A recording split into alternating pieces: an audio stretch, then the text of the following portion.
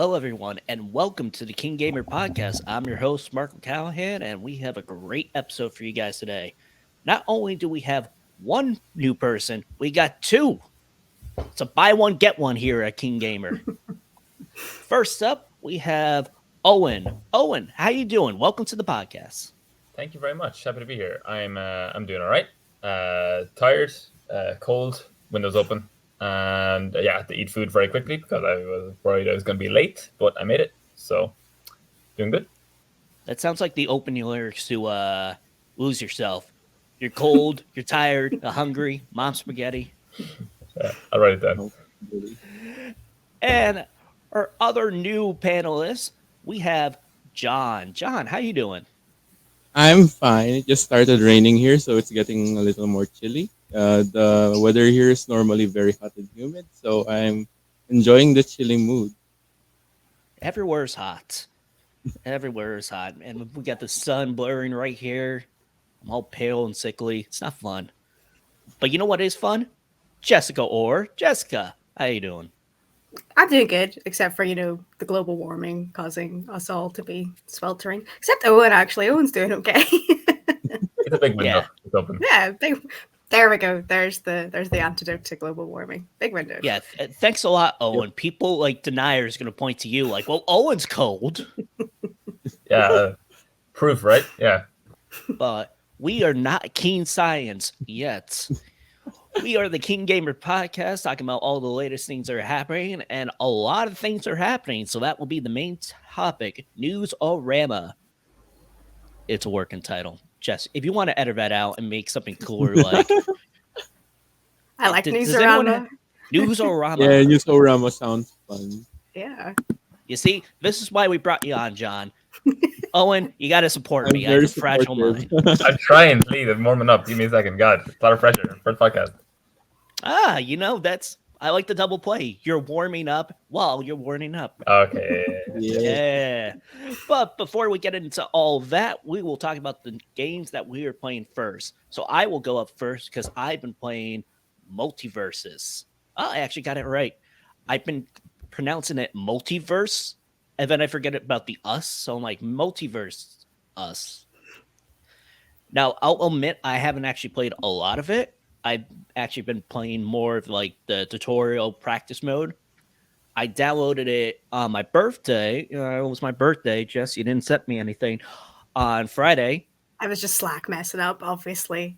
Oh, I tried on Discord, and we all know what Discord's like. Don't watch last week's podcast.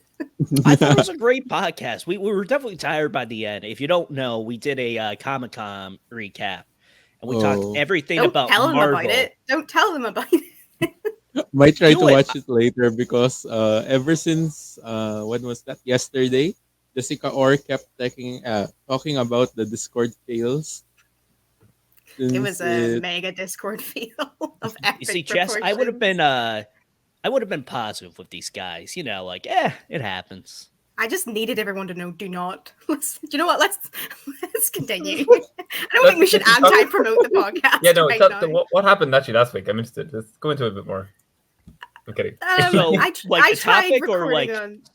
Discord, and it was a nice attempt, but it just didn't happen. It was not a nice attempt, but thanks, Mark, and happy birthday! Yeah. Happy belated birthday. Thank you, John. Same, Jess. Jess, I'm expecting my Steam Deck in the mail. Right behind your Bunker plush toy. Yep. Yes. Anyway, so I downloaded MultiVersus on my birthday, and it's pretty fun. Granted, I have not gone online playing with anyone, which I know there's a lot of issues. Something with the server. I don't know. It's still an early beta. Have you played other platform games, and how does it compare to the others like Smash or? So I think it's better than I think it's the Nicktoon Brawl. Oh yeah, all the Nickelodeon characters. Even though this one feels a bit slow, this is more of like what's the word, like a little more fluid. And, actual like voice acting. I know they added in the update, but but there's also the music is incredible. because you have to sign into like a WB's games account. So I was trying to get that, and I'm like, oh shit, this is like elevator music, like very fancy elevator music. It's not like going in the Hilton. You're in the Four Seasons.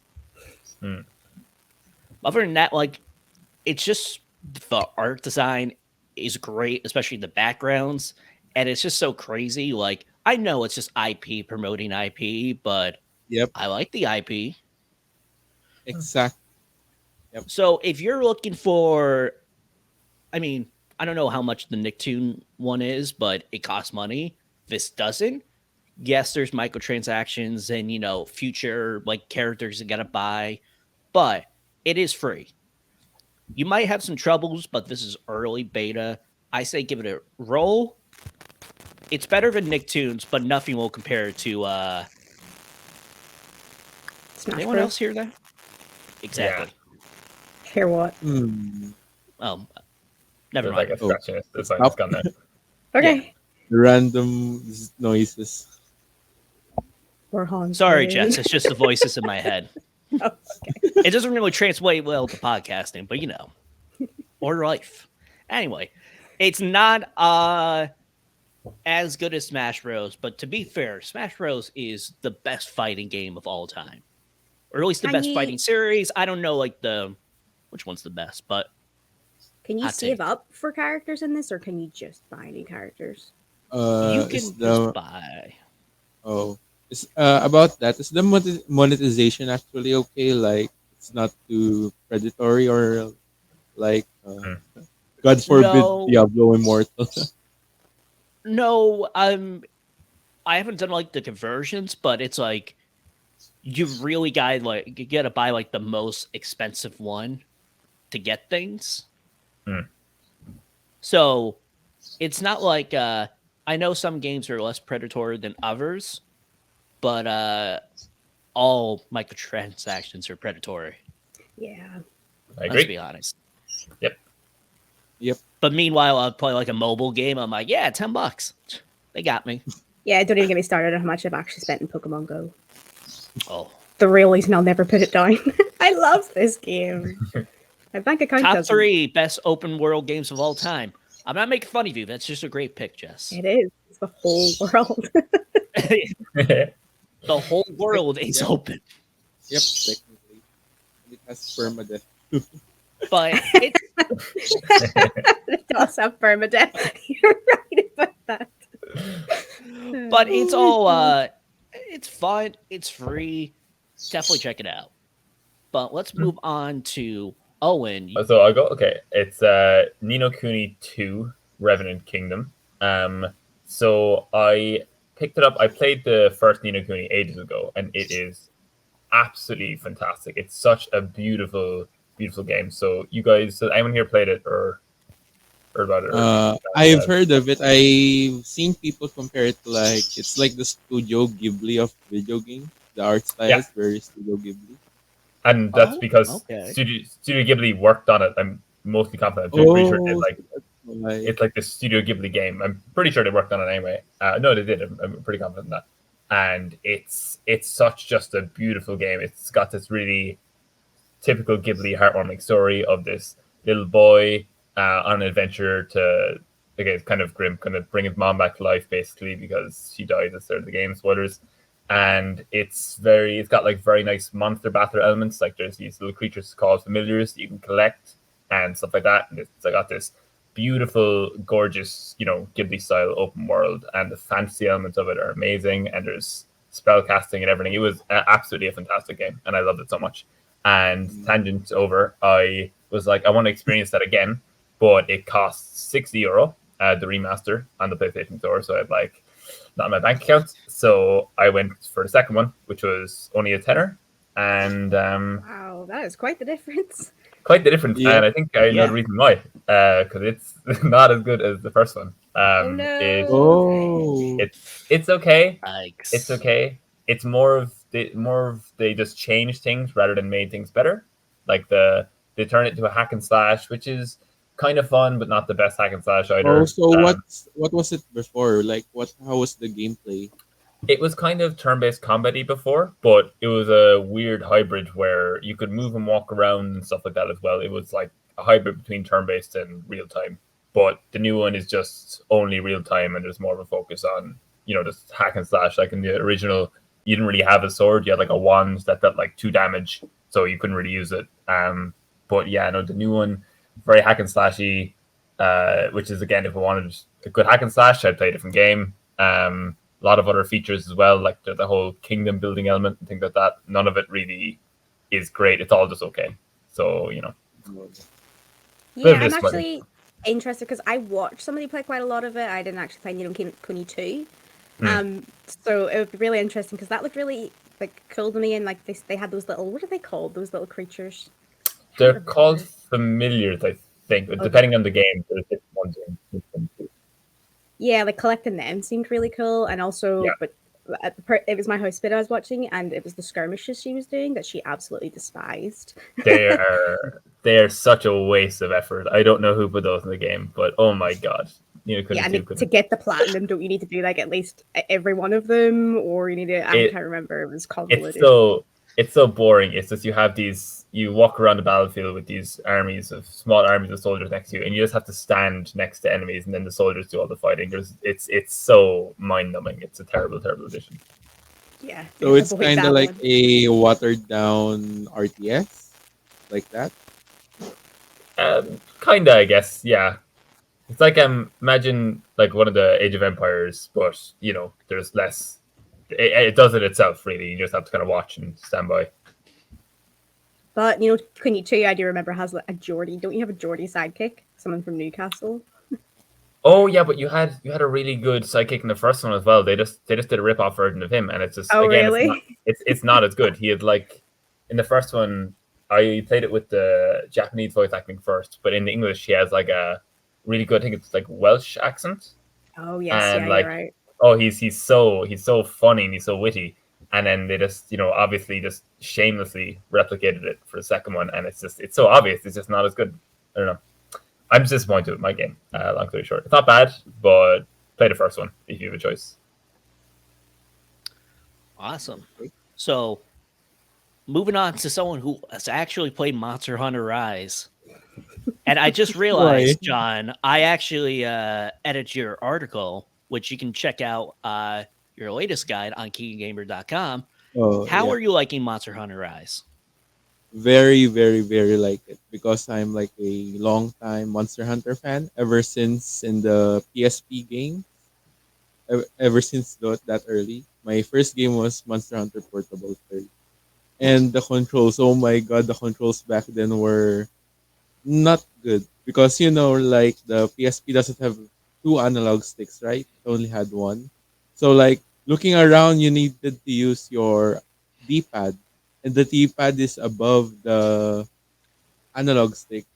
So like if you wanted to look at the monster who was just behind you, he's about to attack you, and you don't know what he's gonna do to you, you had to physically move your other hand to the other part of the screen, and those were the old days. But ever since then, the next game I played was actually the one before Rise. It was Monster Hunter World. That was a big overhaul. It had like finally 2 analog sticks, which was like a blessing. It's like when they added jumping to Soulsborne games. Yay! Oh yeah, jumping game changer. Yeah. Yep. Because back then you like get stuck on everything. Okay, so the new Monster Hunter World, and it's kind of connected to Rise because I've seen some people talk about it on YouTube, saying that the reason the player base isn't as high is because players return back to Monster Hunter World because they personally think that World was better because graphically it is, because Rise is just a Switch port that was added onto PC, and that's where I'm actually playing it. I managed to grab it on Steam Summer Sale just a few days back, and it's gonna be 1 month since I started playing it, and I've enjoyed it. Enjoyed it a lot. There are a lot of new features that weren't present before, and specifically those wire bug things. I wrote about those a lot in the guide because they became like a staple on the new gameplay because they added so much new mobility and so much new you call that? Oh, so much new options for combat that wasn't present in the world before.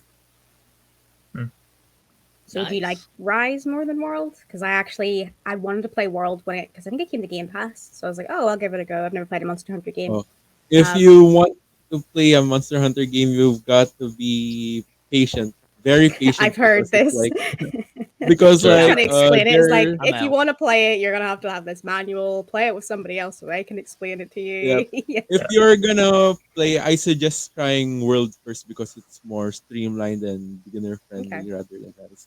As for which one's my favorite, I don't think I can choose one right now. I think they're both equally as great. Or maybe I have a slight bias towards Rise because I've just been stuck playing World for like a few years now. Hmm. So having played something new in the series that changes things up a bit, maybe that's affecting my bias. So yeah, if you all want to try Monster Hunter, I suggest playing World first. It's actually also cheaper on Steam right now, and it's more beginner friendly.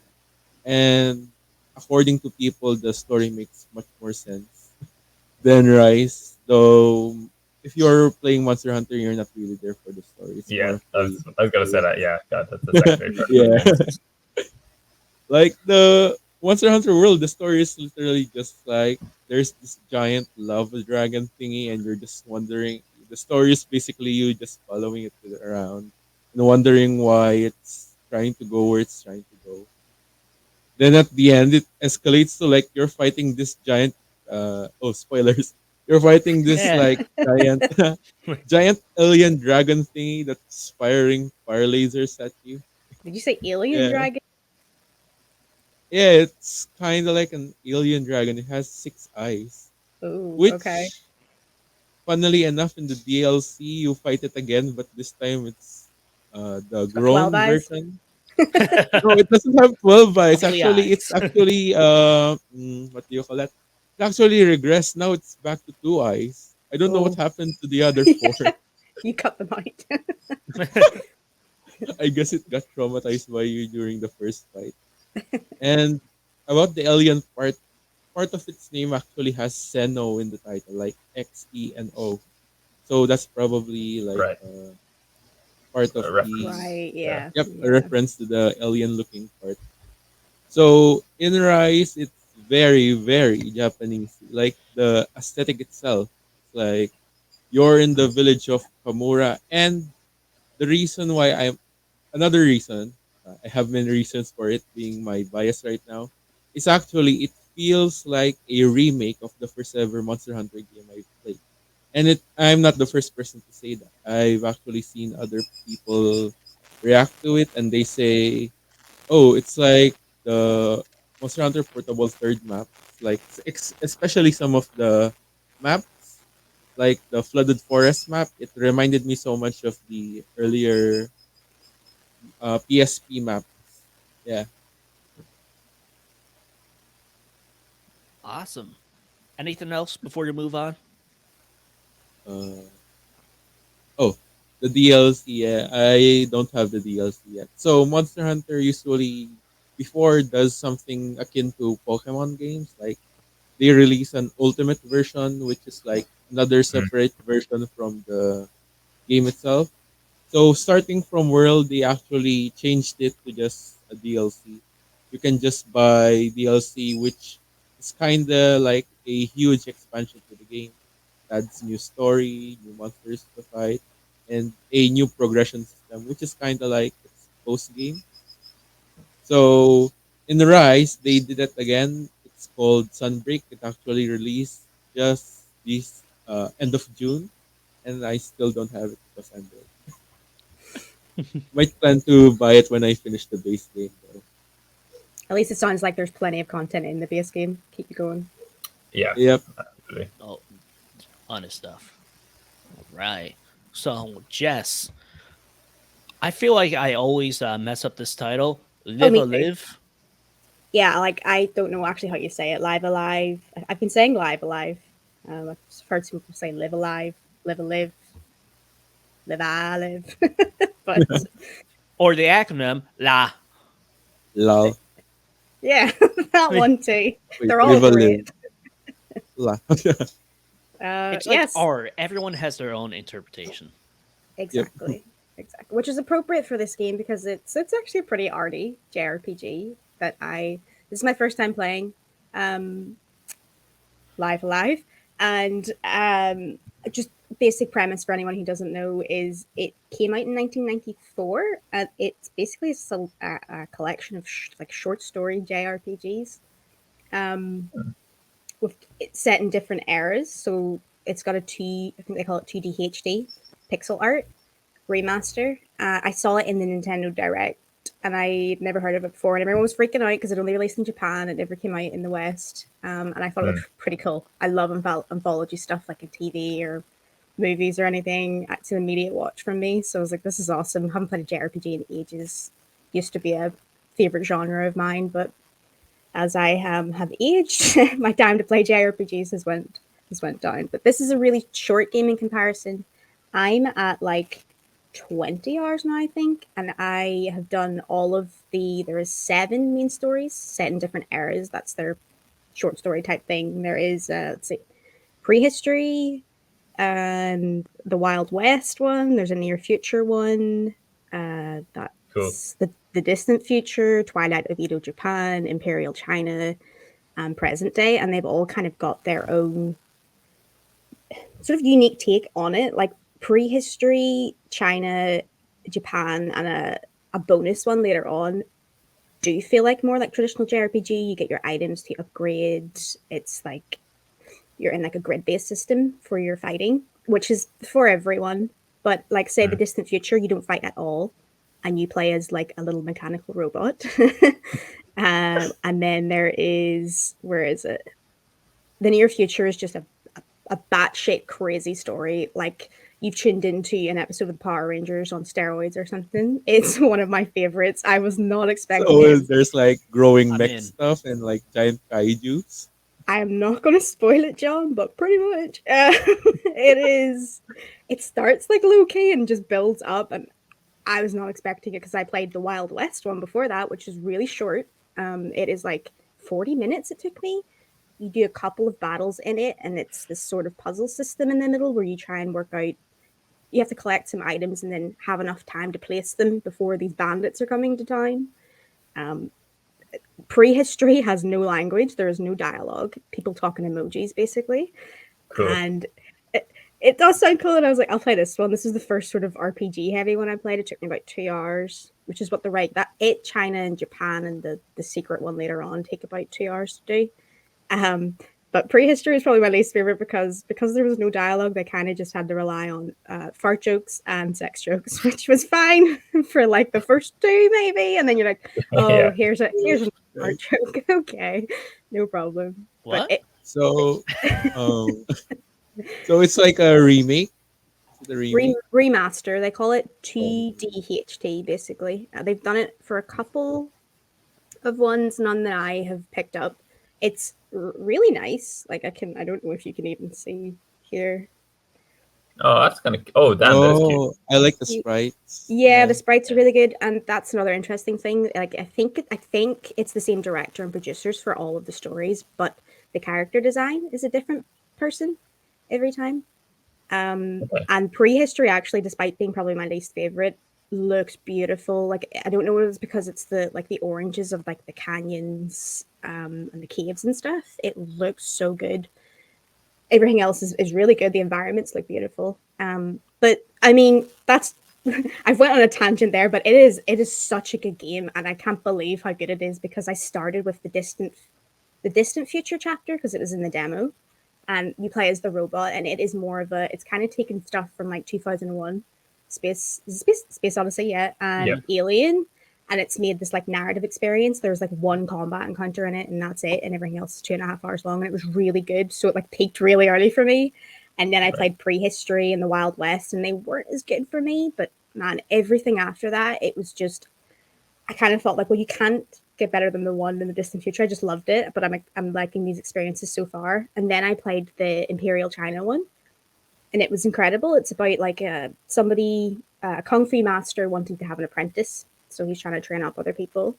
And I grew to love those characters. And then when it was over, I played what one was it? It's basically like a street fight at present day, where it's like a boss rush. You have to take on bosses and try and bait them out their moves so you can defeat the end boss. It lasted about 30 minutes. It is such a cool premise, and every time I played one, I was like, oh, actually, this is really, really... Until it built to that Power Rangers one, basically. And I was like, this is just so crazy. But the other thing is, you can play these in any order. I just played them in the order that took my fancy as I was going. I know a lot of people start at like prehistory and make their way forward. And I am nearly done. I unlocked a bonus chapter. Once you complete them all, you get a bonus chapter. I did that this morning. It was also incredible. I was like, you can't get better than the present day one. That was too good. No, it got even better. So I have the final chapter unlocked, and I will be playing it after this podcast. And I can't wait. I have not been this invested in a game in a really long time. Yeah, sorry, go ahead, John. Is it like a Switch exclusive, or is it available on other platforms? Yep, Switch exclusive. I haven't played my Switch this long. I went through like 2 or 3 charges in the past 12 hours from last night and today. That's a good sign. That's a good testament. Yeah. Yeah, it's very addictive because you do just finish the story and you're like, well, I can just jump into another one here. Let's see what they got going. The only negative that I have with it is the Twilight Edo Japan chapter. I don't even know where I'd recommend people play this one because it's kind of like a stealth game where you can kill nobody, which is what I was trying to do, or you can kill everybody, or you can do like sort of in between. I ended up having to do the in between because I did something wrong. I did a wrong trigger. I didn't know, and I had to kill like 8 people. And you have to backtrack a lot and get keys, basic like Metroidvania stealth game type stuff. It's really long because of it. It took me a really long time, and because I left it to the end, I knew I was going to unlock another chapter. I was like, oh, please, just come on. I want to complete this, please. I'd say if you want to get that one out of the way, maybe start it first or put it in the middle so you've got like better ones later on. But it had really cool style as well because you're running along rooftops in it as well. Very good game, and I cannot wait to see what they do in this end bonus chapter because I have not seen any spoilers. I have no idea what happens. So I very much recommend this game. It's one of my favorite I've played this year, and I was not expecting to like it quite this much. Wow. It sounds really cool. Sounds like a really cool game. I've never heard of that, but that sounds very unique. I'd probably play it if I had a Switch. Oh, yeah. If you have a Switch, I'd say this is one of those ones. If you're even a little bit interested in JRPGs at all, pick it up. Is it like cheap or? It just came out, and I think I got it for over here. I got it for £40. So I think that would work out as like what, $45. Wow, I'm gonna put that on my list. You got me at Power Rangers on steroids. That was the one I played before Edo Japan. And it blew me away. It was so good. And I know I went on a really long time about it, but like since Tunic, which I was just amazed by Tunic, this is another game that I'm amazed by. And even more amazed, this came out in 1994 and they haven't changed any of the story. It's the same story. It's a little tropey sometimes, but sometimes they subvert it. Like it's really annoying that there's all these campaigns and so far anyway, you haven't played as a woman once. And then they're kind of like a Princess Peach type thing when they are there, or they're there for the sex jokes, which it's not great, but everything else is just so incredible. I can't help but recommend it. By the way, if you're not watching the video version, John has his cat. I'm not a cat person, but you are so cute, even though you would hate me. Yeah, I wanted to point him out earlier, but Jessica was really passionately talking about that game. I was so on a roll. I was so passionate. I didn't even notice the cat. Wrap it up. There's a cat on the chalkboard. That's how good the game is. I didn't notice the cat. That's how good this game is. Jess is like, not now, kitty. The podcast actually ends, and like we're all offline. She's still going. It's like, it was and then Edo Japan, there was this segment. Yeah, so the third segment, I'm like, okay, I'm still in it, but so moving on to our last game, I've been playing a little bit of Assassin's Creed Valhalla. I feel like say what you want about Assassin's Creed games, but I feel like they're great podcasting games. As in, you just play a podcast, roam around, do some side quests. And I know everyone says the map is too big, but I got a lot of podcasts, so perfect. So I haven't played it in a while, so I missed kind of like a lot of the updates. So I played this one mission, and all of a sudden I'm transported to like, I believe like the coast of England or something. And it's like you're investigating this village, something about a warrior massacring people. And I'm like just going through the motions. And then all of a sudden, I realize this is the Assassin's Creed Odyssey crossover. You get to meet Cassandra, and big spoilers for the game. Kind of, yeah, it is, but do you care? I care incredibly little, if that helps. You got me for a second. I'm like, oh, man. So Cassandra, at the end, becomes immortal via staff. I forget the whole thing, but, you know. Oh, man. I know. Assassin's Creed They stuff. live forever. Like, if anyone gets that reference, get on you. Anyway, so that is why she is able to be in Valhalla. And I know we've had crossovers before, kind of, like Assassin's Creed Revelations. Like, you kind of get to meet Ezio and Altair, and it's like other characters as well. But this is like, oh, like full power, like both assassins, like fighting and working together. And I thought of you, Jessica, when I was playing this and they were talking. I'm like, oh my god, this is like a Doctor Who crossover. As in when like a doctor meets another doctor. Yes, yeah. And you know, the they're two like Assassin's Creed protagonist doesn't really have the same ring as the two doctors, but yeah, I get you. the two assassins. Yeah. There, thank you. Yeah, This is why, Mark. This is why you're the editor. I'm like, well, what? I got a new job. You're the editor. No, not of the podcast of KeenGamer. Oh You know where you work. Are you okay, Mark? no, I'm not okay. I'm so pale. And random additions to, speaking of crossover, the platform game I was just talking about had a crossover with Assassin's Creed as well. They just added Ezio as a playable character. I Which saw one was that, this? and I'm like, is this old? And I'm like, no, this is new. I'm like, oh, cool. What was this in? Brawlhalla. You can have Oh, Ezio right, beat up okay. Rayman. Okay. Oh. As we all wanted. As God intended. And thank you, God. This is what we wanted. But we, the quest line is pretty short. It only took me like 2 hours, and just doing the whole map of like all the collectibles wasn't that long. But it's like it's a free update. You didn't have to pay for anything, and that's kind of one of the things. Like I know like Ubisoft gets a lot of flack, and yeah, they kind of deserve it. But it's like, hey, good on you. And Yeah. that was it for me. Free updates are never bad. Like unless the update itself like adds, I don't know, like Even Glitchy then, I'm and all like, for that. everything.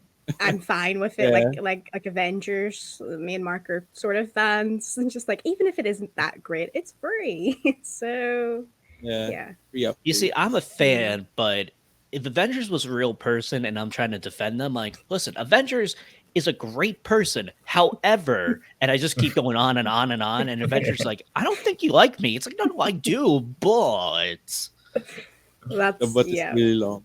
Hmm. But that has been all the games we've been playing. Now, usually this is the news segment, but we go to the main topic. But guess what? This is News-O-Rama. Pew, pew, pew.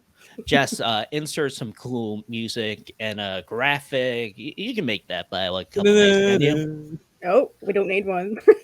Or like 80s like news like music like I wish I could do that, Mark. I will try and find some royalty free stuff. Yeah, free stuff. But next thing you know, it'll be like Camptown Races. It's like dun, dun, dun, dun, dun, dun, dun, dun, dun, dun, dun. News-O-Rama. Yeah, Oh, that fits this show. Yeah. Like Mozart. Yeah. exactly. Like No. Anyway, let's move on to the News-O-Rama. We got so many news stories, a lot of big news that have been kind of dominating the conversation. And it's kind of hard to pick up a first one, but let's go to Star Wars. Knights of the Old Republic. Either it's been delayed indefinitely. Does that mean it's going to happen? Does that mean it's going to get canceled? Well, according to the report, Knights of the Old Republic, a remake of the 2003 role-playing game, is delayed indefinitely as developers at Austin, Texas-based Aspyr Media try to figure out what comes next. Aspyr also abruptly fired the game's art director and design director this month. In a series of meetings throughout July, Aspyr's two studio heads told employees that the project is on pause and that the company will look for new contracts and developmental opportunities. One person familiar with the discussion suggests that a disappropriate amount of time and money has gone into the demo and that the project's current course wasn't sustainable. Another point of contention may be the timeline. So Aspyr wanted it by the end of 2022. Now, realistically, it would be 2025. So, Owen, what's going to happen with this game? Is it even going to happen? Did we just dream this up? I think I never. Has anyone here played Knights of the Old Republic? I know it's kind of like I haven't played it. You have, Jessica. I have. Yeah, it's my favorite game. Yeah, that's the thing. Everyone who's played it is like, this game is amazing. This game is like one of the best games ever to be made. And I kind of just like, it was kind of one of those stories that when I saw it, I was just like, oh well, you know. For me, it's just like, oh, it's not a big deal. But I know for a lot of people, it's like, I don't know, it's a very huge thing, and I guess that sucks. But like, right, in modern game industry, like, you know, are we surprised like delays kind of regular at this stage? And the firing of the main director for the game, that doesn't. That really art director and design director, yeah. Yeah, the firing of those roles really something good. Never a good sign, yeah. Like, I know delays happens, but it's like, this is not a delay. This is just like dysfunction. Yeah. 3 years is also a big delay. Which, that's how long they like, hey, it's coming out in like 3 years. I would have been like, okay, because this was announced at the like fall 2021. It was the PlayStation Showcase. Like, okay, this is basically like phase 2 of PlayStation 5, and they unveiled that, and it's like, whoa, cool. When are we gonna get that? And the developers are like, never. According to here's what you could have had. Yeah. And like they said with the demo, like, a lot of time and resources. They did a cut. They showed Lucasfilms, and everyone was like, all right, this is great. And Lucasfilms like, what are you even doing? That's my main takeaway from this. The developers themselves apparently were like, this is good. We have a good feeling. We're showing this demo off. And Lucasfilm and Sony had to delay the game indefinitely. And we should state again, this is a rumor. This hasn't been confirmed, any of it. But you take Aspyr off the entire project, like, that's massive. And we'll never get to know, like, the firing of the art director and the design director, like, seems to say to me that it looked bad. Like, maybe it didn't play bad, but its design was bad. And I think it's the art director, maybe the design director. He previously worked in BioWare, and he worked on the Old Republic. He has like a storied history in the industry. So I'm just like, what happened with this KOTOR remake to make it that bad that both of these companies had to cancel it? Like, I was looking forward to it. I didn't expect it anytime soon, but be delayed indefinitely is not, like, it's just about next to canceling it, which I don't think it'll ever be cancelled. There will be a KOTOR remake at some point. Who's going to make it? I don't know at this point.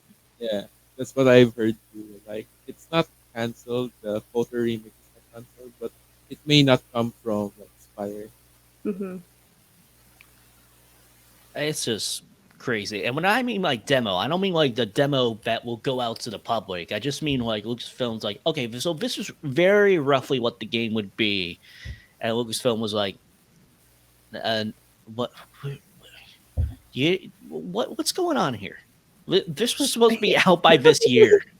Yeah. But also, like, I don't think the full blame could be on Aspyr. Maybe like that seems like a bad management system where they think they're okay, and then they show Lucasfilm what they have. Like, presumably they were chosen to do this. Like, they might have pitched it, but Aspyr were chosen to do the KOTOR remake, and now 3 years into the development cycle, that them thinking they're okay, Maybe and then they go and show it, and it's just not like it. Just seems like a shit show everywhere, basically, and it's really, really disappointing. As Owen said, like, loads of people like it. I personally, it's my favorite game ever, so it was one of the worst gaming delays I've seen yet. Are you okay, Jess? No, not okay. Okay, moving on. No, it was really disappointing because everyone's like, this is one of the best games of all time. And I know they just came out, like, just the original, like, little touch-ups for the Switch, I believe. They did. Yeah, they did. Aspyr did the ports for the Switch and iOS and Android. And to be fair to them, I've seen some conversation that they're bad at porting. They are not bad at porting. They're really good ports, besides that one little KOTOR 2 bug they had. I've played a lot of their ports. They're totally fine at it. Those, like, old KOTOR still online? Yeah, you can play them on Steam, and you can play the ports on Switch and iOS and Android, yeah. And actually, it's backwards compatible on Xbox, the original KOTOR, maybe KOTOR 2 as well. And PlayStation? No, not those Xbox exclusives, sorry. So is Mark like a PlayStation exclusive player, or? No, well, PlayStation and Switch, so... He doesn't have an Xbox yet. Yet. Anything else before we move on to the next News-O-Rama? Delays suck, I guess. Delays suck. You know what, Cancellation. delays... I've always said this on the podcast. Like, anytime like a delay happens, like Starfield, for example, like, hey, we will delay this until spring/summer 2023. I know they said spring, but come on. If it's June, is it technically summer? Is it winter? I don't know. What do you call that? I'd say the quote made by that one game developer that I forgot. The one about the delay. Sorry, John, can you put your mic a little bit forward? Thank you. There. Report on the scene, John. What's going on? Okay, What's happening with Aspyr Media? So I'm reporting here live, and I was just about to ask the quote of that one game developer about delays. Something. Let's not throw that quote around. Wasn't it Miyamoto? I think, yeah. So as you can see, guys, so right behind us is the whole dysfunction of the situation going on. And if we can just zoom in a little closer, we can see the demo right there. A little rough, but it looks promising. I wish we could see the demo. I wish. I want to know what it's like. We'll never know.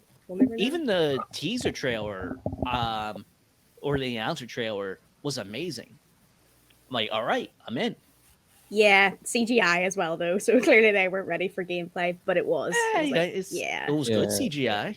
It was. It did build hype. Yeah. It built hype. And like delays, we get it. It's like, okay, you're gonna make the best game possible. You know, we can wait. We'd rather have a great game than a rushed out game. And then you add the word indefinitely. Yeah, Rumored indefinitely, but that's not good. Not what we want, but something that's definitely better. GTA 6, a game that they're actually making. Finally. It's just in. Breaking news at the top hour. Rockstar is making GTA 6. I should do these news as a news anchor. Chess will just edit it out, but story comes as Rockstar. So the whole article was more of like how Rockstar is trying to reinvent the company as a more progressive workplace, and they detailed like when they did Red Dead Redemption 2, it was 100-hour work week. Like there's crunch, and then there's like abuse. Mega crunch, like the crunch bars. But Oh, they're big. I'm hungry, Jess. Don't judge me.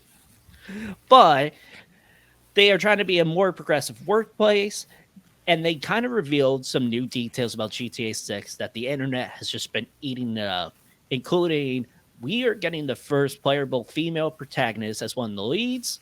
The woman will be Latino, and this is one of the characters. The other one, they described it as like a Bonnie and Clyde style duo. There's going to be less jokes about marginalized groups.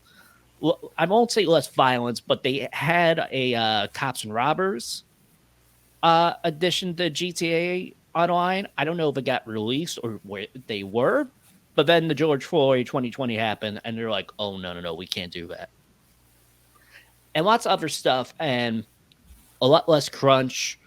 I don't know if we talked about it, Jess, but how they kind of put pause to the Red Dead Redemption remastered and the other GTA remasters. They took the developers off of that. They put in GTA 6 to have more time on its hand. So, John, what's your reaction to all this? okay, so I don't know if you've been watching this lately, but my feed on YouTube keeps being flooded with these fandom slander stuff. I don't know if you've personally seen them, but for me, one of the ones that stuck out was like GTA fans when GTA 6 finally comes out, and it was just a pile of dancing skeletons. Hmm. Because as we all know, GTA 5 has been like, when was it released? Like 2013 or 2011, around that time. So it's been like nearly a decade since it's been released. Yeah, on the Yeah. 360 and the PS3. Yep. The Console news generations ago. Yeah. And since we've actually also been playing GTA 5 in our household a lot, in our PS4, we play, not me personally, but my family loves playing that game, which is weird because it's not a family friendly type of game. But yeah, GTA 6 finally getting announced actually, yeah, it's very good for a lot of people, and especially those finally like, oh my god, when will Rockstar stop releasing this, another like remaster or another new edition for the game of GTA 5. So having news about them finally making GTA 6 is, yeah, good, and especially the stuff that they're saying that they're like trying to diversify more. I've heard somebody talk about the female protagonist. Like we haven't had the female lead in GTA ever since I think GTA 2 or GTA 1. So yeah, extra diversity is always good for games, and yeah, I'm all here for it. Like, if Rockstar just said, like, yeah, we're having a female protagonist, but what if you can kill people and rob cars as his female protagonist? That's not going away. You're just playing as a woman. Hmm. Get over it, Yeah, nerds. Do you I know what's love, going to happen? It's Rockstar. I like the report that they're cleaning up Rockstar, basically. It's always been known as this frat boy studio. Some horrible yeah. stories came out of it. I like that if it's true, because again, this is rumors from Bloomberg. But my feeling is that they are going to do the bare minimum, and people are Yeah. still going to complain that it's woke. So it's probably not Yeah, going to that's please actually- anyone. Yeah. I'm glad that there's a Yeah. female protagonist, and I'm glad it's not just a white female protagonist. I think Yeah. Grand Theft Auto is at its Yeah. best. It's doing a commentary on America, and you're not playing as a white dude. Grand Theft Auto kind of lost me around 4 and 5. I loved them when I was growing up. Like, I don't know about you guys, it was kind of like this forbidden game. Like, it was Yeah, I feel that. yeah, where you could just Yes, do I was an anything. innocent child. I played Mario like Yeah. any other That's good right. Christian would. For me, we actually had like internet cafes here, and every one of them would have GTA San Andreas or GTA Vice City Yeah. on their computer. And I as a remember the child, hype around San Andreas. My brother came home with the disc and was like, I'm holding the disc in my hand. Such big nerds. oh, Like, such power. Yeah, like they were like the game, and it's like the game that like everyone in like the industry praises because they're so good at making the game. Like it's a good feeling game, and then outside of it, like you just have like people who just play games casually, like they play FIFA or Madden and Grand Theft Auto, and that's it.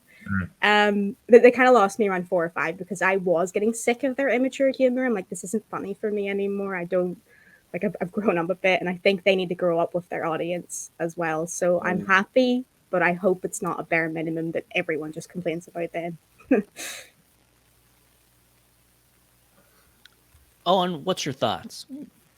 Again, so I kind of agree with what Jessica was saying, and how well, like growing up, GTA was definitely a forbidden game, and it was very forbidden because I wasn't allowed to play it, never played it, and here I am today. I haven't much experience with the whole GTA series. Like, I'm delighted to hear all the stuff about Rockstar cleaning up and all that. Like, always great. Again, about their studio, always going to be met with a bit of skepticism if they're giving themselves their own praise, saying, "Oh, look, we're doing great things." Just like, hey, well, that's great, but I really hope you are, and that you are improving. I suppose what strikes me the most about the GTA thing is the idea of a Bonnie and Clyde duo. I think it's quite interesting. Yeah. If there's 2 GTA leads that are kind of romantically involved, I think that'd be a really, really interesting dynamic, especially because, like, how it is disgusting those games there. What's it, John? I said it had a lot of possible chemistry. No. It'd be really interesting, I think, to see 2 GTA characters who actually, I don't know, care about each other, and they're like, I don't know, at least in some way, aren't really that's what they still be really vulgar and stuff like that. But I don't know, it'd be interesting dynamic to see 2 GTA characters in a seemingly a loving relationship, regardless of how it might go or turn out. I think it's a very interesting way to set it up. And I love people who say, like, since Rockstar went woke, they go broke. It's like GTA is one of the highest selling games. It will be worth billions. It ain't going broke. I'm sorry. Exactly, yeah. It's like second to Minecraft, last I remember. One thing I liked about this as well, I think it was in a different report, not the Bloomberg report, about rumors that it was going to be like additional content added, kind of like a live service thing, but like whole areas, like whole cities. Like this report said they were going back to Vice City, so like Miami as their thing, but they want to expand further upon. So you don't just get more GTA Online stuff, you get more GTA single player stuff. And I feel like that's a really good idea as well, because I have no interest in GTA Online, but I would definitely go back and play content. And like Adventures, where they're adding story stuff. I mean, this sounds massive, like new areas and stuff. So that sounds very cool. We'll definitely take that. And I hope they add like more like progressive things. Like, as long as like Rockstar isn't like proud of themselves, like, okay, we did it, guys. We added the first female protagonist and Latino. It's like whatever changes, and Rockstar's like,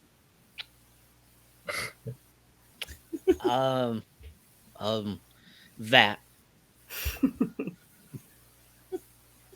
Like, I know like a lot of people are praising them, and rightfully so. But as long as they don't praise themselves, and while being like, and that's it, because it's like, okay, now you're like, we did it. And especially at the story point, like imagine if they like played the story like, oh my god, I'm a strong female protagonist, and they just kept playing at that theme of the story, like patting themselves at the back.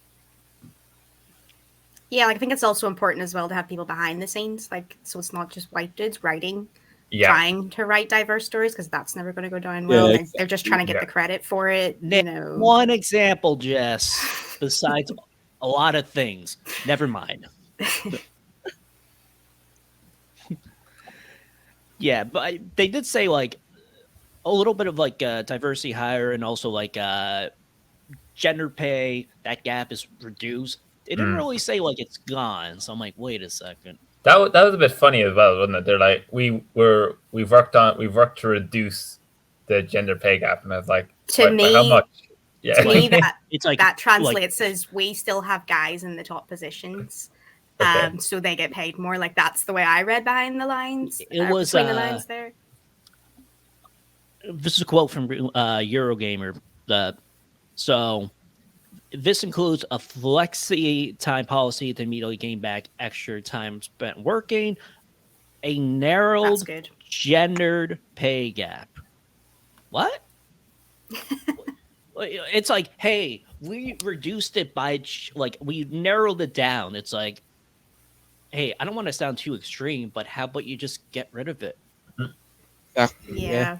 That's To me, that's the way it reads. Like, there's not women in higher positions, so they can't pay them more. So they've narrowed it, but it's still not.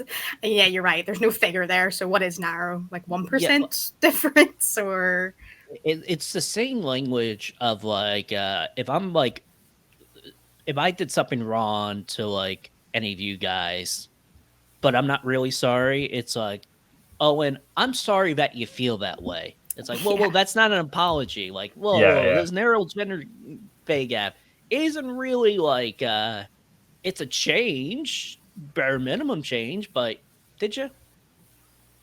It'd be very interesting to hear from, I guess, more employees, and I think we will. Time will go on, like, because they're saying they're making all these changes, which is great, but no proof of it until the people who work in there will come out and say something. Like, hopefully this is just a star and not Rockstar being like, well, guys, keyword on guys, we did it. We did it. We ended sexism. you'd think with some of the Twitter comments, that's what they were doing. Yeah. Breaking news on the top hour. Rockstar Games have just ended sexism. We're live on the scene.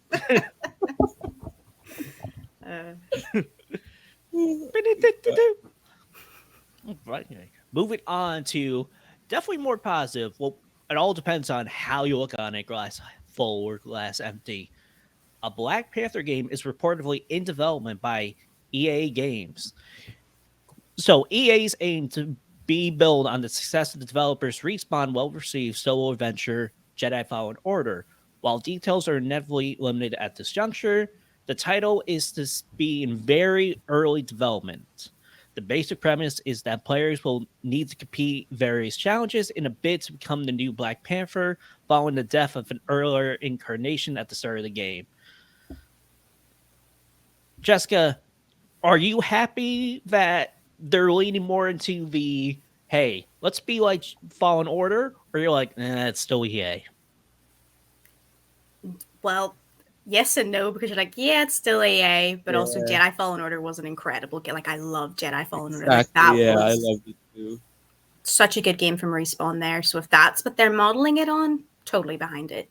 But in the article, it was I think it's been probably in production for a year, because the head on this, who used to work at Monolith, so like Shadow of Mordor stuff, to me it kind of feels like they could do single player, like Ubisoft sort of open world type thing. I hope it doesn't become just icons on the map. But I mean, Black Panther game, yeah, I'll take that. Like, that sounds the premise sounds really cool as well. Like I said, you were, again, rumors, another rumor for this, Jeff Grubb rumor that this is in development, that you have to complete challenges to try and become the next Black Panther. That to me sounds like just a really cool concept. And like, if you nailed the gameplay of Black Panther, that could be a very unique playing game. He's not a Spider-Man, he's not a Batman, he's got his own unique powers and his own unique suit. So he's a Panther man. He's a Panther man. This sounds very cool, and if they are modeling off Jedi Fallen Order, that's probably the best thing we could hope for from an EA developed Black Panther game. And the other thing of this is, because I don't know if you remember, Mark, when we were talking about Amy Hennig's Marvel game, the other thing that came into my mind after this was, I guess they're not doing Black Panther then. So every time one of these gets rumors or announced, Star Wars, she's doing, her studio is doing a Star Wars game and a Marvel game. I did not know about the Marvel game. Yeah, a single player, story, narrative driven Marvel game. I think their quote was something to do with like grounded hero, so not like the cosmic side. But that was my other. They do Daredevil. Like eliminating it off. Oh, yep, exactly. That'd be sick. That'd be really cool. Yeah.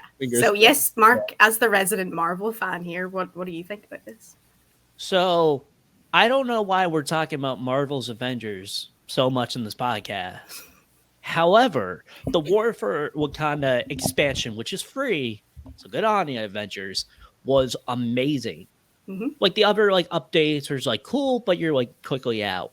The whole landscape of Wakanda, the whole story, they got Christopher Judge, I believe, who voices Kratos in the it was Christopher Judge in the Right. Kratos God of War. Boy. He Heard did of an him. amazing job. The side characters, even though it was only a couple hours, it didn't feel like just an update. Like he did all these challenges. The landscape of Wakanda was diverse. It was beautiful. So imagine a full game developed like as a full game, not just like a DLC. I'm in. I'm definitely Yeah. glass half full because I know like EA, it's like, yeah, Yeah. but I'm a glass half full. Or well, never It's mind. It's empty. actually empty. EA Oh no, also. it's a sign. Well, So, I still have my water. Oh, thank God. fill it Oh up. no. No. It's also empty. No one's gonna watch the video version to realize how wet my t-shirt is from old coffee drippings and water. I do this for you guys, and you listen to Apple and Spotify, which if you do, give us 5 stars in that. But anyway, I would love it. However, EA being EA, it is that You've got heavy grain of salt. But if they're trying to be like Jedi Fallen Order, which was an amazing game, and I feel like if they also nail, I believe it's Survivor, the sequel title Yes. to Jedi Fallen Order. Survivor. Yeah. It's not the sequel to Fallen Order. If they nail that, I feel like we're going to be in for a good time. John, what's your take on this? I was about to comment about the setting. You rarely get games based on like African settings. Like last one I could remember was Metal Gear Solid 5. And it wasn't even fully like the African setting. It only had some parts that were in Africa. But yeah, an African setting for the game would be pretty new. That rarely happens in games, and yeah, and the part in the story too, like the rumored parts, like if you were trying to train as you're trying to pass these challenges to be the new Black Panther. It kind of sounds like an homage to what happened to the actor. Was it? Yeah. It could be looks like Chadwick yeah, Boseman. Yeah. yeah. And it sounds like an homage to that. And yeah, That's a good point actually. Yeah. I like to them to also expand on like the traversal. Like, think of Spider-Man, the PS4 game. Like everybody almost never used fast travel because they enjoyed the swinging mechanic. I think if they could make like a fun traversal method, if they were going to make an open world game, I think if they made the traversal more fun, yeah, I think more people would try to flock to the game.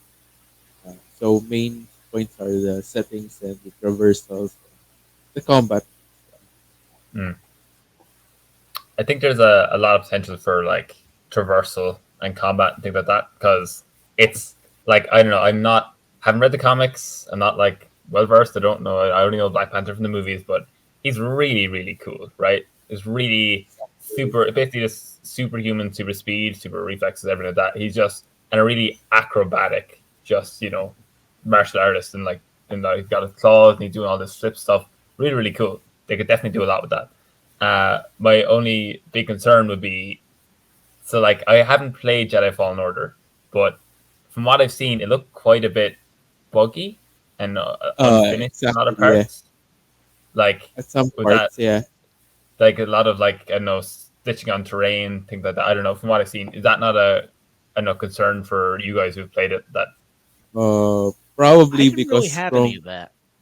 okay? from my experience, it was few and it's not as much, or maybe it's because I played on the patched version. But from Right. my experience, the bugs were few and far between. Yeah, But like they're I had frame rate issues on the base Xbox One. That was it. Okay. Yeah.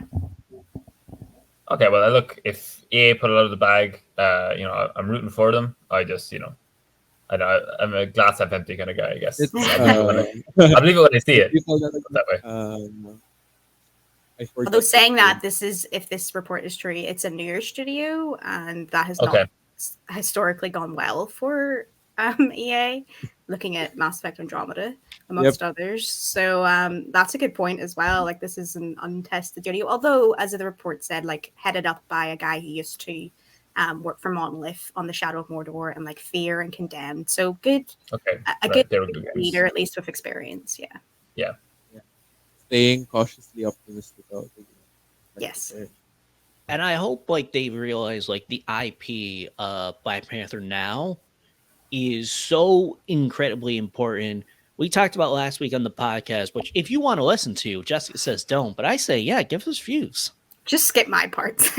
But Wakanda Forever trailer, just everyone was emotional. And yes, that was the circumstance behind it. But because of the circumstance behind it, with Chadwick Boseman's performance and how amazing / well done with his solo movie, everybody definitely on the Black Panther train. So I feel like if EA messes this up, you're gonna burn them bad. It's gonna annoy burn a people. lot of bridges. Yeah. But imagine if they're like, they unveil Black Panther, but it's just a Madden game. You know what? I say it as a joke, but now I'm like, it's pretty cool. That would be an interesting concept. The next year, Black Panther 2K23 comes out. Yeah, Black Panther 2023. Yeah.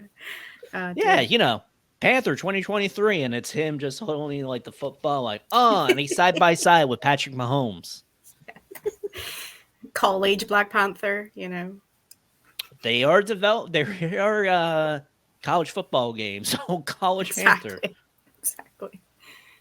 It'll be like WC. What kind of college? I don't know. Is there a Panther college? Is there like a college that like a Panther mascot? A Panther college. Yeah, like there's but imagine like the bullfrogs and stuff like that. Oh, right, yeah. But imagine like the mascot is just like a bullfrog, and it's like, really, you had it right there. It's like, we gotta stop. It's too obvious. Stop giving EA ideas. They're like, we could do a single player Jedi Fallen Order game, or we could do Black Panther Man. Or EA, if you're listening, if you are planning to do a Wakanda college game, since it's high tech, you could make like very power armor-esque, like. Thank you. Power armor. Button. Yeah, mech college armor, football. Yeah. They're all like wearing Black Panther suits, dashing at each other, trying to get the ball. How did we get here? Me. Makes sense. Does that make sense now? It adds up. Yeah. So, moving on to a game we're not getting in a little bit. Lord of the Rings Gollum. They, as we said before, delay messages come out. And if a game's account tweets something and it's just a wall of text, and not like a notes apology, just like a fancy like touch up, and it's like, this game's getting delayed. They, started off like, hey, we love, J.R. Tolkien. We want to honor the legacy. Quote, that being said, which I love that. Like, however, in order to deliver the best possible experience, we have decided to push the release of Lord of the Rings Gollum by a few months. We'll update you with an exact timing in the near future. And keep in mind, so that was a couple days ago. They announced a release date July 8th for September 1st. And they unveiled footage of gameplay, and they're like, that being said. It's a quick turnaround, isn't it? Very much. Owen, are you disappointed by this news? I would say so. Like, I all the Lord of the Rings games. There's actually, I don't know, there's a good article to be written about that, but like, I can't think of a single. Claim it, Owen. Claim it. Yeah, well, I can't think of a single like bad Lord of the Rings games that I've played. Like all of them have been like really, really solid. Like the ones in the like PS2, they were like kind of bird's eye view hack and slash. Those were great. Shadow of Mordor. Shadow Mordor, they were solid. What was the one? War in the East? What was the one? There was like an elf, a ranger, and a dwarf. War of the West. I can't remember. That was fantastic. Oh, War in the North. War in the North. That was it. Have you any of you played that game? Never heard of it. That was phenomenal. It's like a 3-player like co-op. Hack Was and it like slash PS3 era? I think it was PS3. Yeah, it was PS3. Okay. But that game was fantastic. And like I think about it, I'm like I can't think of a single bad Lord of the Rings game. They're all great. So I suppose I'm kind of disappointed upon like thinking of that there's a delay for another one, especially because like look, I'm a Lord of the Rings fan. Gollum, kind of cool, not really talked about very much. It's like I know he's in a lot of them, but he has getting his own game is kind of like that's a cool twist on things. But also I looked at the trailer and stuff like that and read some of the comments, and maybe it does need a bit more time to get stuff done. I remember one comment in particular read, "The books had better graphics," like which I completely. I was like, yeah, it doesn't look the best. Maybe another time in the oven to get that tidied up a bit. But yeah. I know. What do you guys think? Yeah, we commented on Gollum's weird eyes. Like he kind of like they've made Gollum into like Disney princess chibi eyes. It's strange. It's the only thing I was like, this is a bit off. I didn't think it would get delayed, if I'm honest. Like Mark said. Yeah. They were. Although I suppose they said a few months, so we don't know when. So is it going to be like end of this year, beginning of next? I'm going to guess it's going to be next year. Everything's getting delayed to Q1 2020. Maybe. From what I heard about people because they did a demo for people. I think it was a hands-off demo for Lord of the Rings Gollum for some press. A lot of the people said it looked promising, but their main takeaway was this could probably use a little bit more work. I'm going to guess since that, and they got the feedback from the journalists that they were like, okay, maybe we should work on this because they want to deliver a good Lord of the Rings game. I agree with you. One of the Lord of the Rings games I've never played a bad one. I'm sure there's some horrible mobile Lord of the Rings game out there. Yeah. Every franchise is one of those, right? That no one's downloaded. Yeah. Exactly. It's like Lord of the Rings is like build your own settlements. Do you know what? Yeah. Even just talk, I think there definitely is like a Clash of the Clans type Lord of the Rings one. I was just saying, I think I should remember. I think I played one. Like, and I'm joking. I think I have, but it wasn't good. Yeah. So there you go. Yeah, but you're right. Triple A Lord of the Rings has been solid. Like Shadow of Mordor had that really cool. Or is it Shadow of Mordor the first one or the second one? Shadow of Mordor is the first. What do you say? Like Shadow of War? Yes, that's right. So they introduced the Nemesis system, really cool. If they were to do like Gollum sounded like a really solid stealth type game, which we actually don't get a lot of stealth games these days, like big stealth games. I can only really think of Last of Us, maybe. So I was looking forward. Yeah, I was looking forward to Plague Tale, which I still need to play. Yes. Awkward. Yeah, sorry. Looking forward to it. Kind of disappointed. Really hope it's not Q1 2023 when like Resident Evil 4 and maybe Starfield, but probably not, is going to come out because I was pretty excited for this. I'm like a casual Lord of the Rings fan. It sounded interesting. Yeah, Lord of the Rings is really, really cool. Like, I'm a very big fantasy nerd, and it's just the peak of all things fantasy, isn't it? Like it's got the elves, got the cool magic. Really nice monsters, things like that. And no, the more Lord of the Rings I get, I consider that, the better. I'm always taking more Lord of the Rings. I just hope that the delay is a good choice to make this a game that, will fall in line with all the other high quality Lord of the Rings games that we've gotten before this. But yeah, no, guess we'll see. What about you, Mark? You Lord of the Rings fan? I mean, yeah, I love them Ewoks. Yeah. Okay. Right. One's like, don't even. You're waiting for that one, weren't you? Yep. In contrast, to Owen, I haven't watched any of the Middle Earth films yet. Like, actually, none.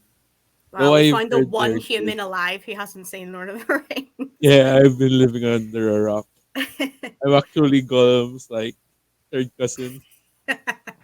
Hmm.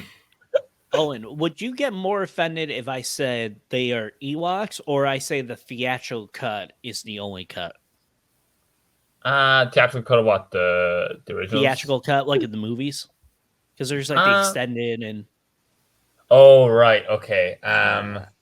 I say, well, the Ewoks is just wrong.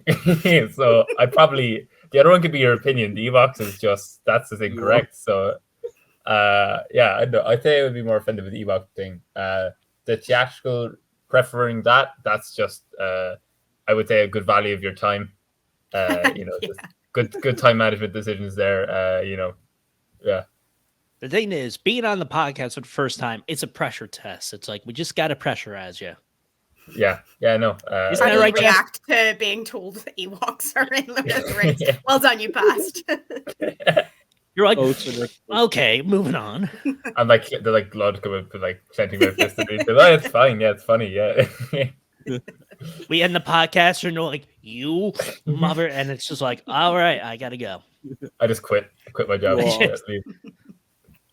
But I mean, the game looks good. And I don't know the studio exactly.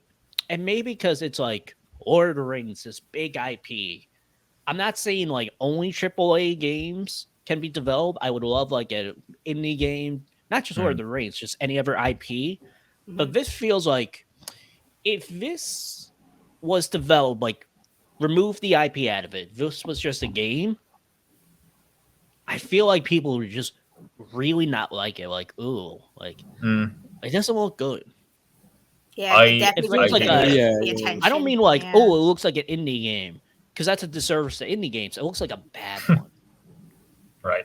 I get that. That's how would y'all prefer if it was a like open world game or if it was like linear story? What would you prefer? I would like the linear story, because it's like, is Gollum really gonna be like, all right, I gotta unlock this tower to open up the land? It's like, precious. Yeah. Precious. Gollum's not a very good open world protagonist. Yeah. Actually, wait, never mind. I just described that. I'm like, I would love a Gollum open world game. Yeah. Where's the skill tree? You unlock Precious Clyde. Yeah, the All skill the tree skills is have- can now all have little precious. fishies. By the way, Owen, is a shaven Ewok probably look like Gollum? I think the tests are out in that one. If you want to show me one, I think You want Ewok to show actually me one? Don't Google it. if you want to get that, pull that out of the depths of the Shaven internet. You're too late. Ewok. I'm already on the search bar. Oh no. John's getting added to the list somewhere. Ewok. Oh, well, moving on to our final News-O-Rama story. Oh my god. Oh, wait, did you find something? They look like, Okay, fine. plucked chickens with like baby heads on top. Like imagine the chicken body but with like baby head. I don't want to. So you're saying next news story? Yeah. Next news story. Shaven Ewoks. John has the exclusive news. No. I mean, this is more complicated than what I just described, because Square Enix, the Eidos Montreal. I feel like we've always been talking about this studio, Jess, and it's just not good. So much dysfunction, and it's not even like a news story. It's not even like a featured. It's kind of like, it feels like more like an author writing of like bad, like a fictional game studio, and all the problems. Like, this is how like bad studios are, but instead this is actually like a real studio. I can't even describe it. Jess, help me out. Yeah, so this report from former, is it Eidos Montreal? Head of Eidos Montreal. He hasn't been there for, I think, 7 years. But he was getting like loads of texts and everything when Square Enix Western Studios were sold off to Embracer Group for $300 million. we talked about this in the podcast at the time. I was like, yeah, maybe that's okay because Tomb Raider's the only like sort of relevant IP. But I mean, everybody since has been like, no, that is so low for all the IPs they have, all the potential for their IPs. Square Enix feels like, do you know that Batman quote? What is it, Mark? It was like, you live long enough to see yourself become the villain. That or you're one bad day from being me. Oh yeah. Yeah, It's like, not really a Batman quote, but it's basically like one bad day. And Square Enix that are is Eidos Montreal. full of bad days. They're pivoting to NFTs. They sold off their Western studios for a ridiculously low amount. They're turning into Konami in like a weird way, where it's like, oh, we don't do video games anymore. Oh God, we're Konami. Yeah, like we're not doing. When really are we this gonna anymore. get the next Castlevania game? Yeah, but then there's some really great things. Like they have incredible JRPGs. I was just talking about Live Alive. Like, what a cool game! What a cool decision to remaster that and put it out. And yet you've got all this NFT nonsense. Constantly disappointed with their Western studios when it seems like they had ridiculous expectations. Like in this, the expectation for Eidos Montreal was to make a profit that year, despite not having any games out that year. Everyone's just like, we can't do it. We can't meet this expectation. And it, like you said, Mark, we talked about this a lot about Square Enix just constantly being disappointed with Eidos Montreal and their other Western studios, because they just aren't meeting their expectations, but their expectations never seem to be realistic at all. And what is the main quote on this Game Industry Up is that he said it was a train wreck in slow motion. That's what Square Enix's Western studios were. It felt like I've never really seen a train wreck. I don't really Google that. Well, you've played Cyberpunk 2077, right? Yeah. Opening. Oh no, I've been spoiled by the game of the year. Speaking of Cyberpunk, I actually just tried that like a few months ago. I was like, surely it's not gonna be that bad. Then like one time, the main character was talking to an invisible police woman. We were stopped by a literal ghost. I was wondering like, what's happening? Then the woman. So it's still bug ridden then. Yep. Yeah, I'm sorry, guys. I'm sorry for bringing up Cyberpunk. Continue, Mark. I mean, I don't know what's more of a downer, like Cyberpunk or this news. Yeah. Because we talked about like Guardians of the Galaxy. Great, surprising game. And it's like, oh yeah, this is putting them back on track. And they're like, we are really disappointed in this game. And it's like, what? What? And we talked about, like, did they expect this to sell like GTA 5? Yeah. Because it won't. And they're like, yeah, you know what? Just screw it. Let's just put it on Game Pass. Let's just put it on PlayStation Plus. Yeah, everyone gets it. And it's like, what? What are you doing? They did not make a profit on Guardians of the Galaxy. Would have thought they would have. It fell short of expectations. It probably made a profit, but not as much as they expected. Oh yeah, well, what are expectations really? Yeah. Yeah, but Owen, what's your thoughts? I don't know. I'm kind of sad. I like Square Enix. Like I say, I kind of like. I've always been a huge Final Fantasy fan. You know, growing up and stuff, and like Final Fantasy 9. Not to sour your things here, but like I heard they're making Final Fantasy NFTs. How does that sound? Right. Okay. Of course they are. But hey, before they started disappointing me, I was a really big fan of Square Enix. And yeah, no, Final Fantasy 9. We don't have enough time in the podcast for me to go on about how amazing that game is. It's a masterpiece. But yeah, I guess just I don't know. They're just making bad decisions. As you said, so the Guardians of the Galaxy game was solid. That was really exciting. What's it called? But yeah, I don't know. I'm kind of like in shock, or just like, I don't know, just disappointed, I guess, the way I put it. Square Enix, everything that's followed suit. But yeah, what do you guys think? It's not good. Yeah, like understand why they sold this whole studio, and it's just like, just focus on, like, don't focus on the West, focus on the East. Yeah, and especially like rumors. Like, I always feel like this rumor pops up, but like Sony's looking to buy Square Enix. Yes. East. Yeah. it's kind of like, if you want me, you gotta accept everything about me, not just the good parts, but also the bad. Yeah. What is your cat's name, John? Hachi. Hachi? Her Hachi? name is Hachi. Yeah, Hachi. Yeah, you Oh, little wow. cat. I'm like, meow. Okay, now everyone has to watch the YouTube version. Yeah, so for those of you online, just imagine a really, really cute cat, and it's probably Yeah. you're on the right track. He was trying to climb the stream earlier. You gotta, if you don't have a Right. PlayStation, play Strays, John, Oh yeah, exactly. Stray. just so you I've can bring been your trying to cat do it. on, or just Yep. your cat will react. Actually, There's That's that whole thing. Stray. Like cats love that game, don't they? There's like a whole trend of like cats watching people play Stray and they like go crazy for it. My cat couldn't give a shit. So, which I think Right, was okay. very Which is a cat. cat-like. Yeah, Yeah. Cats exactly. are, yeah, they're It, like it looked a at it, dice- was like, dice oh, is that a roll. cat? Literally turned its back on it. So, Yeah, they're like a dice roll. You don't know what number Yeah. you're gonna get with them. yeah. I know dogs are going crazy in a bad way for that game. If your dog reacts to a doorbell, not like an actual doorbell, like something from like a movie or TV, and they go nuts over it, they're gonna go nuts over Stray. Yeah. Yeah. Yep, very true. I played in front of my family's French bulldog, who's just old and fat, lovable. And he saw it and he's like, eh. Oh no. He's- It's not that he's old, he just does not care. Yeah. You gotta respect that though in a dog, right? Cats is Yeah. kind of like it's an inbuilt trait, but dogs, they have to learn not to care.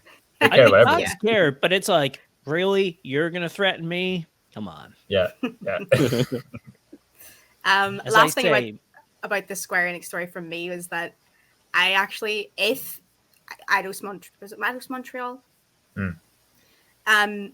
being acquired by Embracer Group, if they were a bit disorganized before, which is what this previous boss of Eidos Montreal has said that they were before they got bought by Square Enix, they weren't very good at marketing their games. Hopefully, Embracer Group is good at marketing, because like we were talking about this before, Guardians of the Galaxy had really weird marketing. It was like a few months beforehand we got the trailer. They didn't show off the very best parts like, of it. negative Yeah. about it, the design. It's like, wait, what are you doing? And then people played it, and it's like, oh my god, this is actually amazing. Yeah, like if it had a better build up, maybe I feel like it would have got a better like install base like right from the start.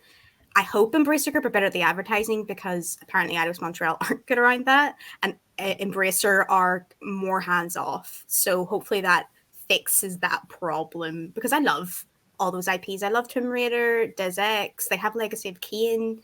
Like they've got some good stuff. Like there's Faith in there and everything, which is an old beloved franchise. So. Good that it got sold in my eyes from Square Enix, because they didn't want the Western studios. And again, glass half full. I hope this works out for everyone, and Square Enix Let's stops hope this- doing NFTs, please. And this, Square Enix doesn't become the next Konami. Rip Castlevania. I love that franchise. Hey, at least the Netflix show is good. What are you gonna do? I feel like News-O-Rama was just like sad, sad, sad, sad. Sad-O-Rama. yeah. Game Ewoks. Black Panther was okay. I Yeah, enjoyed the that was Gollum the bit.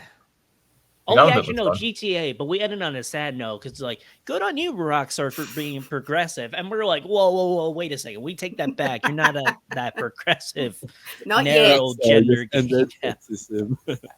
Yeah, we tried. We tried, but they failed. Yeah. Well, it was the KeenGamer Podcast. We had a great time with you guys. Owen, what articles do you have on KeenGamer? I'm relatively new, so don't have much, but one I did recently that I'm quite proud of. I listed the 7 best Kingdom Hearts games.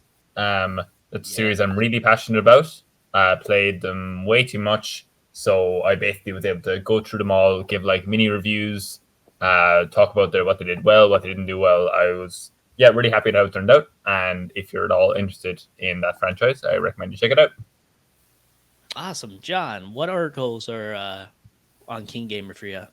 For right now, you could read the recently published one about Monster Hunter Endemic life usage guide since Sunbreak is out. And personally, me as a new player to Rise, I've been kind of confused on how those stuff work.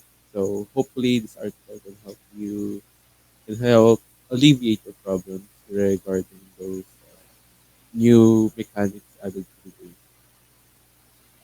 Okay, Jessica, where can people find you? You can find me at Resi Jessie on Twitter, and I don't have any articles coming out myself, but Nikki Goings is taking over my monthly horror movie release articles, so you should check that out. It should be out start of next month for August, and also William Dare is going to be doing a biggest horror games releasing in August, which sounds very cool. Seems like some really cool ones in there, so check them out on KeenGamer. Awesome. And you can find me on Twitter at LilMarco512. Thank you so much for listening.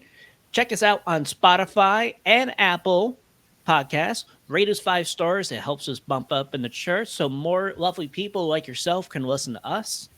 This is Mark Callahan. We hope you have a great day.